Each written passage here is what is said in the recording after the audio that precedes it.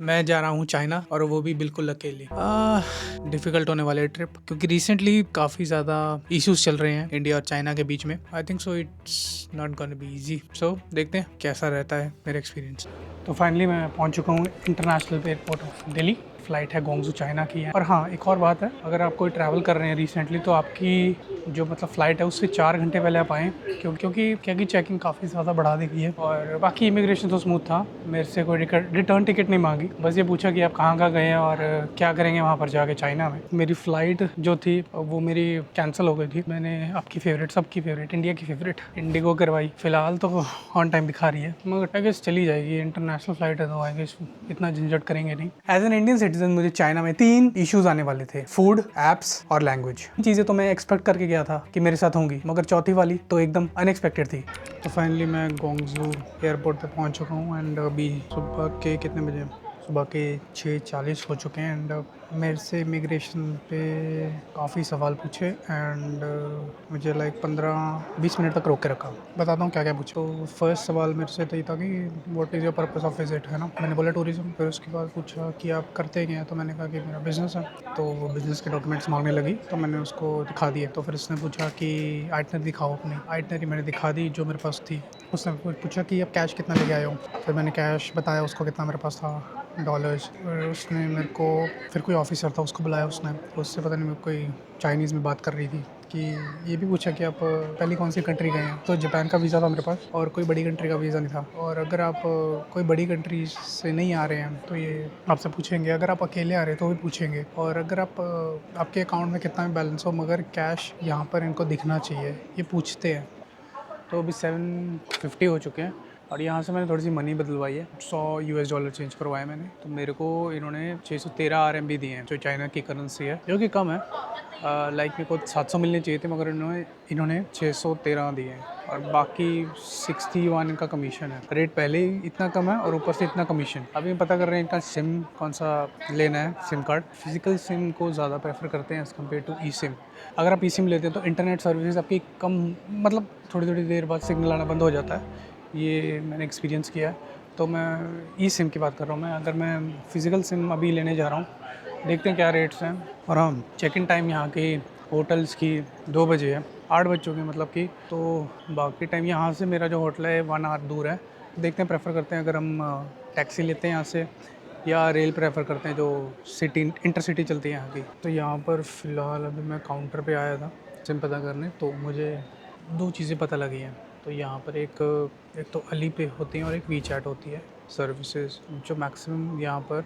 और जो अली पे हैं, मतलब इंटरनेट कनेक्शन के लिए आपको लाइक 2300 रुपये देने पड़ रहे हैं मुझे, सिर्फ इंटरनेट और 100 मिनट कॉलिंग के लिए लोकल। उसके बाद मुझे पता लगा कि जो मेरा अली पे है उस पर इंडियंस और रशियन कार्ड ऐड नहीं होते। तो वी चैट ने कहा है, इनको भी नहीं पता कि ऐड होंगे कि नहीं। तो मैंने बेसिकली यहाँ पर जो लिया है, जो सिम लिया है, वो सिर्फ इंटरनेट की वजह से लिया, क्योंकि इंटरनेट से ऑब्वियसली 70-80% चीज़ें सॉर्ट हो जाती हैं। और मगर मेरा एक चीज़ सॉर्ट नहीं हुई, जो है पेमेंट कैसे करूँगा मैं। तो अभी फ़िलहाल मैंने ऑलमोस्ट काम कर दिया है। अली पे मेरा चला नहीं है, तो मेरा वी चैट चल गया। अभी उसकी टेस्टिंग करेंगे जाके, देखते हैं वो चलता है नहीं। तो फाइनली एक चाइना में सबसे पहली खुशखबरी आ चुकी है कि मेरा वी चैट चल चुका है। उससे मैंने फ़र्स्ट पेमेंट भी कर दिया। वी चैट से जो मैंने मंगवाया है, यहाँ की लुकिन कॉफ़ी करके कोई कॉफ़ी ब्रांड है, वहाँ से आया हूँ। यहाँ का लोकल ब्रांड है। तो ये मैंने सुना कि ये चीज़ इन्होंने स्टारबक्स के अल्टरनेटिव में खोली है। मतलब 416 रुपये की हुई है। पेमेंट का फर्स्ट पड़ाव तो कंप्लीट हो गया है इस जर्नी में। और हम अभी जाएंगे, अभी 9:30 हो चुके हैं सुबह के चाइना टाइम। यहाँ से मैं जाऊँगा अभी टैक्सी में जाना प्रेफर करूँगा। यहाँ से टैक्सी है 1300 रुपये की। अगर आप DD ऐप करके, यहाँ पर कोई ऐप चलती है लाइक वहाँ पर ओला ऊबर चलती है इंडिया में, वैसे ही वहाँ से 1 घंटे का सफ़र है और 1300 रुपये इंडियन दिखा रहा है मुझे। तो अभी देखते हैं। इंडिया वाले अकाउंट से मेरे 408 रुपये कटे हैं, मतलब कि रफली मेरा आइडिया सही था कि यहाँ पर जो मेरा वी चैट है वो चल गया है। तो उस हिसाब से हम बात करते हैं। अभी ये पुलिस वाला गया था, मेरे को दिख ही आ रहा था कैमरा के खड़े हुए। बंदी करता हूँ, मैं आपको मिलता हूँ यार वहाँ पर जाके। तो फाइनली मैं थोड़ा सा रेस्ट करने के बाद और थोड़ी सी नींद लेने के बाद मैं चलता हूँ फाइनली चाइना को एक्सप्लोर करने।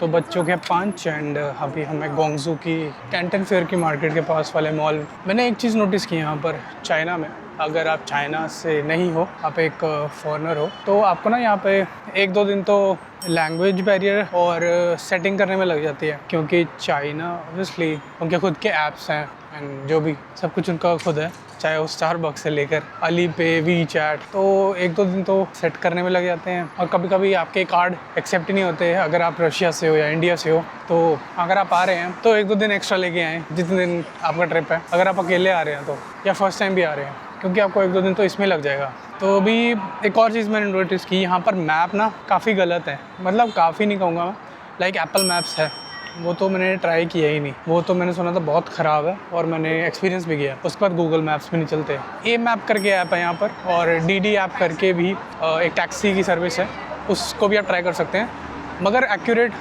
उसमें से कोई भी नहीं है बिल्कुल एक्यूरेट, क्योंकि आपको बस टैली करना पड़ता है उसके पास आसपास एस्टिमेट लगा के, तो वो उस जगह पे आपको पहुंचा देगी जहाँ पर आपने पहुंचना है। और यहाँ पर मैंने एक चीज़ और नोटिस की है, यहाँ पर इंडियन रेस्टोरेंट्स जहाँ पर मैं रह रहा हूँ वो कैंटन फेयर के आसपास वाला एरिया है, उसके पास काफ़ी ज़्यादा मैंने सोचा था इंडियन रेस्टोरेंट्स मिलेंगे, बट नहीं, ऐसा कुछ नहीं हुआ। यहाँ पर अगर आप चिकन भी खाते हैं ना तो भी बड़ी दिक्कत आने वाली है, क्योंकि यहाँ पर कोई रेस्टोरेंट में तो चिकन भी नहीं है।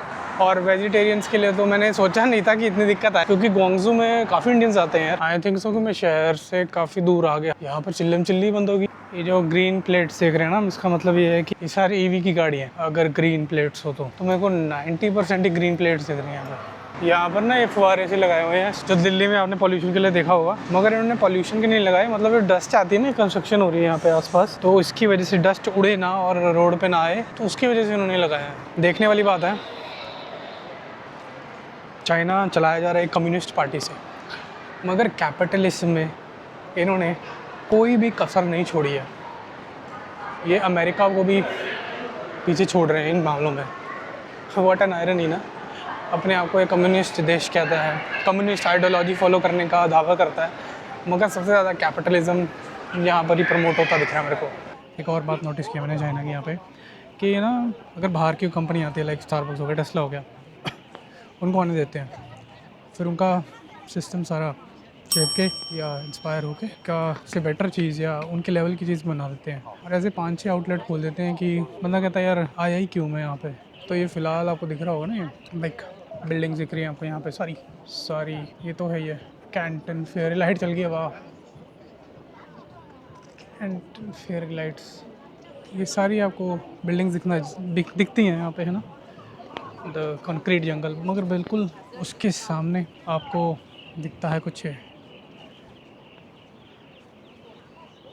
भाई अभी जस्ट मुझे आधा घंटा हुआ होगा यहाँ पर आए हुए, अभी 6 बज चुके हैं यहाँ पर और अंधेरा हो गया ऑलमोस्ट। तो अभी चाइना ने अभी थोड़ा सा अपना ट्रेलर दिखाया मुझे कि रात को वो लाइट्स में अपनी सिटी को कैसे जगमगा सकता है। रात को चाइना तो और भी सुंदर लगता है। अभी कोई ज़्यादा इन्होंने शो ऑफ नहीं किया, बस ये रोज़ होता है। अभी लाइक वीकडेज चल रहे हैं, वीकेंड्स भी नहीं है, मगर फिर भी ये चीज़ जो मतलब इतनी आप गैदरिंग देख रहे हैं लोगों की, ये रोज़ होती है। लोग रोज़ आते हैं यहाँ पर, एंजॉय करते हैं। यहाँ पर उसके बीच में गार्डन है, फिर उसके बाद कैंटीन फेयर आता है, फिर बीच में एक पार्टी भी हो रही थी, लाइक कोई food festival, pool party type. और यहाँ पर ना ऊपर ये कैंटीन फेयर में ये जो बिल्डिंग है, ये सबसे ऊँची बिल्डिंग है वर्ल्ड की, टावर कह सकते हैं। यहाँ पर अब ऊपर इनकी टिकट आती है, ऊपर तक आप जा सकते हैं।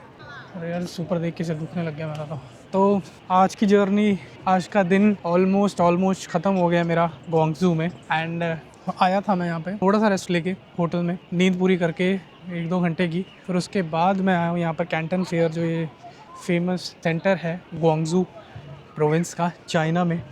एंड कल मैं निकलूँगा यहाँ से और मैं जाऊँगा शेंजिन, जो कि वर्ल्ड फेमस इलेक्ट्रॉनिक मार्केट है जहाँ पर। और मार्केट सिर्फ मार्केट नाम की ही नहीं है, वर्ल्ड में सबसे बड़ी है।